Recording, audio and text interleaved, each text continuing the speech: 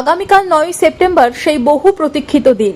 ভারত সহ সারা বিশ্বের মানুষই তাকিয়ে আছেন তিলোত্তমার বিচারের সুপ্রিম শুনানির দিকে।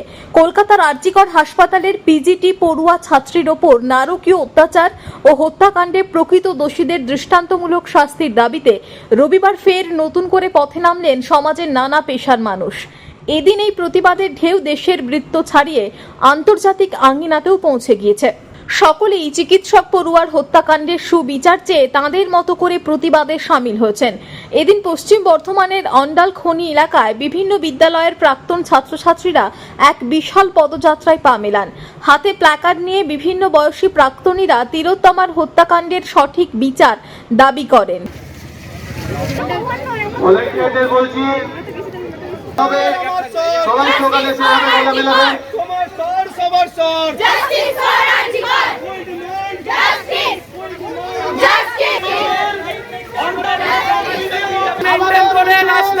এদিন রানীগঞ্জে চিকিৎসক থেকে চিকিৎসা কর্মী ও তাদের পরিবারের সদস্যরা মানববন্ধনের মাধ্যমে ওই নারকীয় হত্যাকাণ্ডের প্রতিবাদ করেন।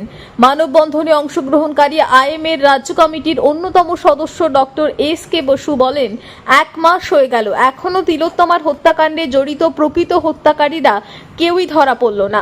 রাজ্য সরকার বিভিন্নভাবে প্রকৃত অপরাধীদের আড়াল করার চেষ্টা করে চলেছে। সারা বিশ্বের মানুষ তাই আগামীকাল সুপ্রিম কোর্ট কি রায় দেয় তার দিকে তাকিয়ে রয়েছে বলে জানান ডক্টর বসু। শুধু এখানে যে মানববন্ধনটা হলো, আপনারা যা দেখলেন, আমাদের রানীগঞ্জে একটা সমন্বয় কমিটি হয়েছে। যে সমন্বয় কমিটির চেয়ারম্যান কিন্তু আমরা নই। এই সমন্বয় চেয়ারম্যান হলে আমাদের শ্রী গৌতম ঘটক পুরো প্রধান ছিলেন। ওনার আন্ডারে আমরা প্রত্যেকটা organization, lions club, rotary club এবং আমাদের বিসিডিএ, তারপরে আমাদের মেডিকেল রিপ্রেজেন্টেটিভ গ্রুপ এবং বিভিন্ন ক্লাব, আমরা সবাই একসাথে এই গ্রুপে গিয়েছি। আজকে আমাদের জুনিয়র ডক্টর যারা আন্দোলনে রয়েছে দীর্ঘদিন, তারা কষ্ট করে তারা ওই মেঝেতে বসে বসে দিন কাটাচ্ছে, তারা আজকে ঘোষণা করেছিল যেহেতু আজকে তিলোত্তমার 1 মাস পূর্ণ হয়ে গেল, তার মৃত্যুর কোনো কিরানা নেই, কোনো বিচার নেই, আর প্রমাণের ধামাচাপার অজস্র উদাহরণ। প্রশাসন নির্লিপ্ত, পুলিশ নির্লিপ্ত। আমরা এখন শুধু প্রধান বিচারপতির দিকে তাকিয়ে আছি, সে কোন বিচার দেয়। আমরা কোনো মতেই বিচার ছাড়া আমাদের আন্দোলন বন্ধ করব না। আমাদের এই আন্দোলনে কোনো রাজনৈতিক ছাপ নেই, এই আন্দোলনে কোনো ভেদাভেদ নেই।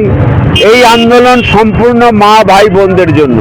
এদিন বাঁকুড়া শহরেও প্রতিবাদ কর্মসূচিতে যোগ দেন বাঁকুড়া সম্মিলনী মেডিকেল কলেজের বর্তমান ও প্রাক্তন পড়ুয়া থেকে অগণিত সাধারণ মানুষ।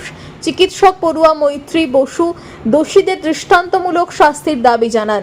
অন্যদিকে সুস্মিতা ব্যানার্জি পান্ডে নামে এক মহিলা সিবিআইয়ের হাতে ধৃত আরজিকর মেডিকেল কলেজের প্রাক্তন অধ্যক্ষ সন্দীপ ঘোষেরও ফাঁসির দাবি তোলেন। 1 মাস হয়ে গেল, আর কি বলবো বলুন।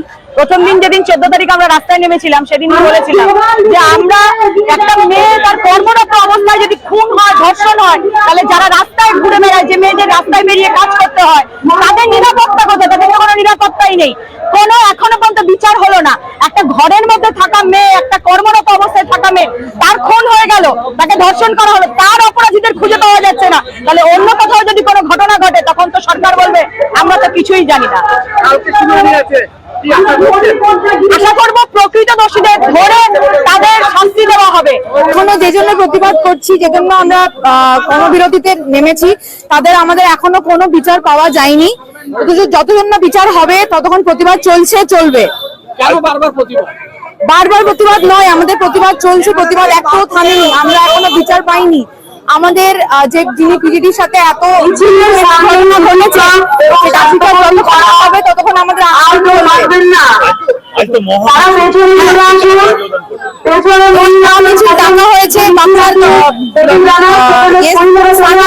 তরফ থেকে আমরা ডাক্তাররা এবং পড়ুয়া চিকিৎসারা এদের মধ্যে করতে এসেছি। চেষ্টা করছি যে সুপ্রিম কোর্ট আমাদের এতদিনের প্রতিবাদের একটু হলেও মান্য রাখবেন। আমাদের এতদিনকার আশা সেটার জন্য দিয়ে ভালো করে বিচার করতে পারবেন।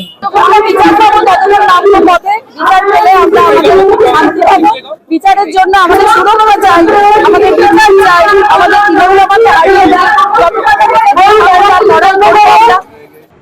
বরিশাল, রানীগঞ্জ ও বাঁকুড়া থেকে নিজস্ব প্রতিনিধির রিপোর্ট, টিভি নিউজ 10। সুলভ সঠিক চিকিৎসার একমাত্র প্রতিষ্ঠান বিবেকানন্দ হসপিটাল। 24 ঘন্টা emergency service, blood bank, trauma care. আপনাদের সেবায় আমরা তৎপর।